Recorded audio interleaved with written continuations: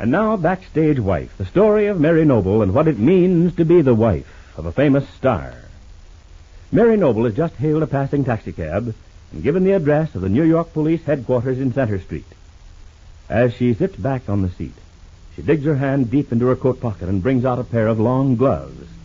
And she begins to examine them carefully. If only this is the right pair. I know it's very much like those Claudia Vincent wore the night of the murder of Oliver Wilson, but it may be another pair. I think she'd have gotten rid of them if they were the ones she wore that night. Still, you never know. It's my only chance to save Larry.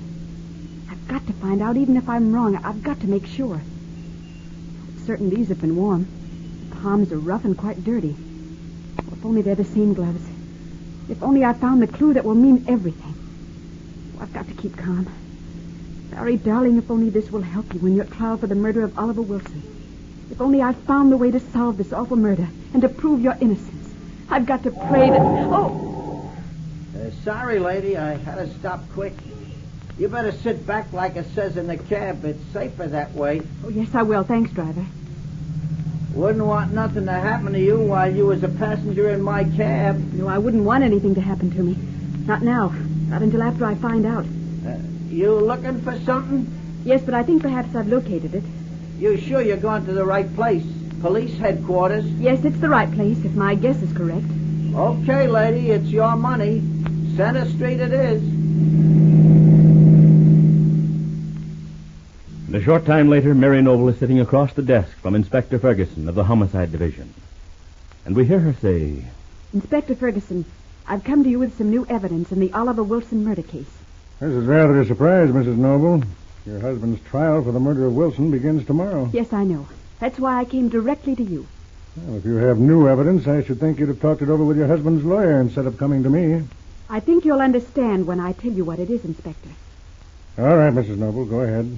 I'm always ready to listen to anything that sheds light on a crime committed in my district. This is what I brought you. This pair of long white opera gloves. Yes? What about them? I believe this pair of gloves was worn by Claudia Vincent the night Oliver Wilson was murdered. And if they were?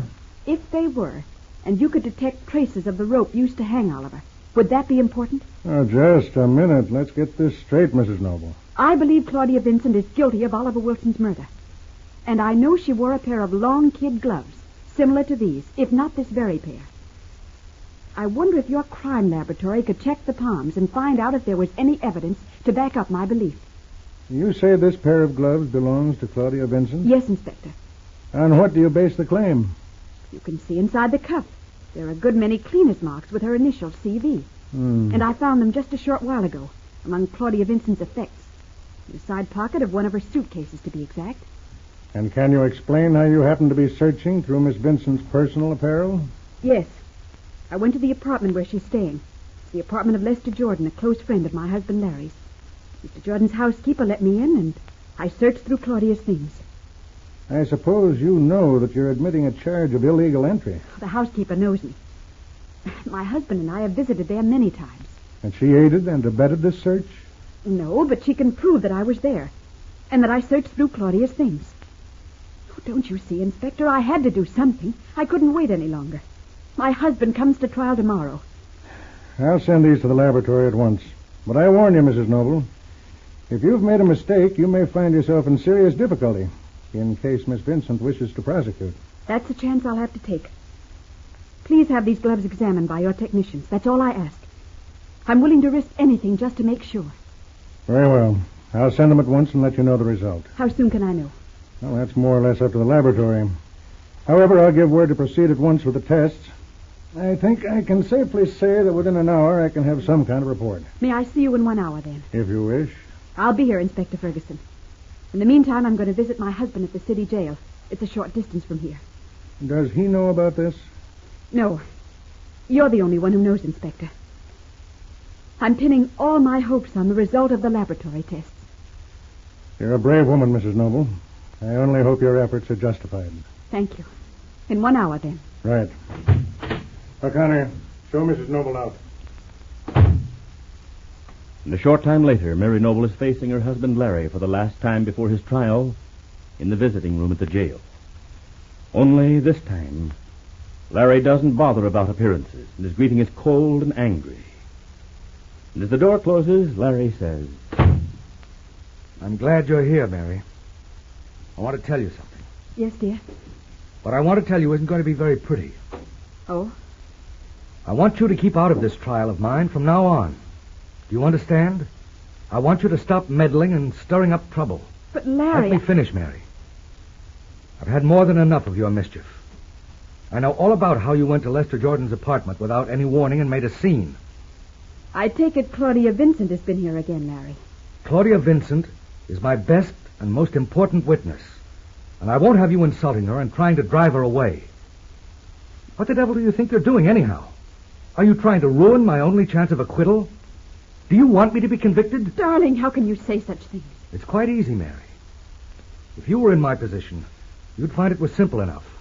When your own wife is so unconcerned that she runs around flagrantly with the greatest woman chaser in the state, that ought to be enough.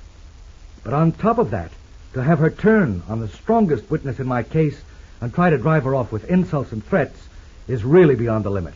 What are you trying to do, Mary? Send me to the chair? Larry, don't say that. All right. And from now on, keep out of this. Don't say anything to anyone. Do just exactly as my lawyer instructs you.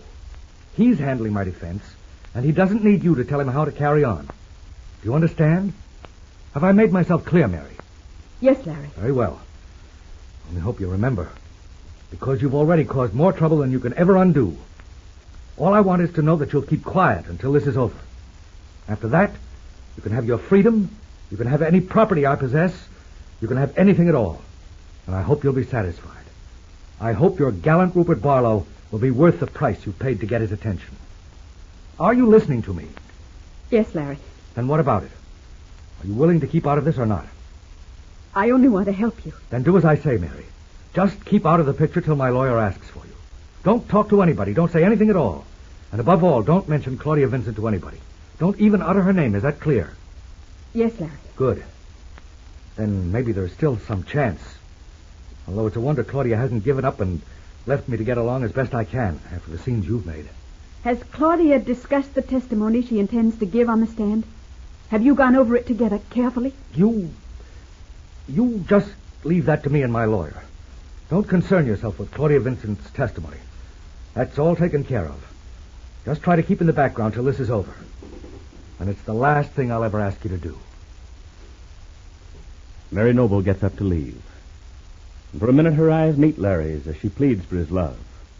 But his stare is cold and angry, and she turns toward the door and leaves without another word.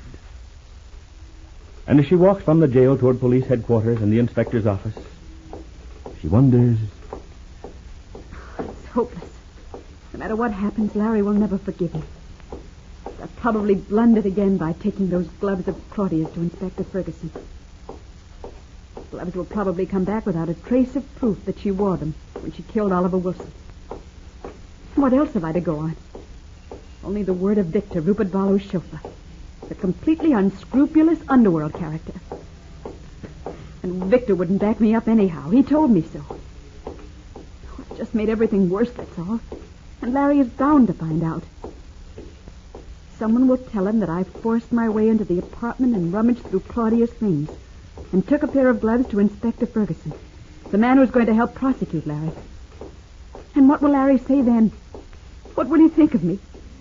Why didn't I just let him alone?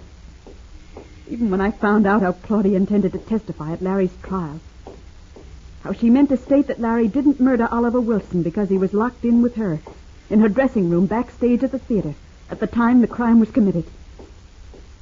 Even that is better than the mess I've made. And now I've got to face Inspector Ferguson and hear him tell me there's no evidence to help my husband in his trial for murder.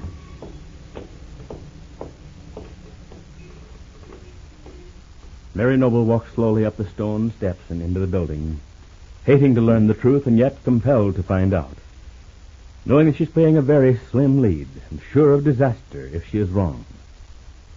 Well, be sure to be listening Monday to Backstage Wife, the story of Mary Noble and her husband Larry Noble, famous Broadway star.